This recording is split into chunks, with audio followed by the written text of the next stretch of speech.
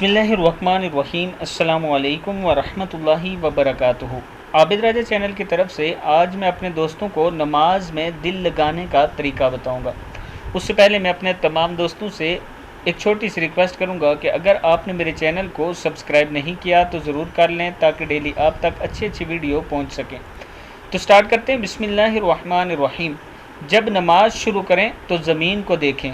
इसका ये फ़ायदा होगा कि आपके दिमाग में जब ये आए मरने के बाद हम इस ज़मीन के अंदर जाना है तो आप नमाज की तरफ तवज्जो करेंगे। रुकू करें तो पाँव को देखें और ये सोचें हमारी जान पाँव से निकलना शुरू होगी। जब सजदा करें तो नाक की सिमत में देखें।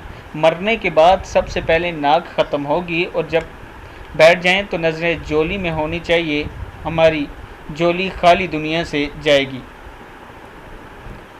ये सबको बताएं, क्या पता आपकी वजह से किसी की नमाज दुरुस्त हो जाए।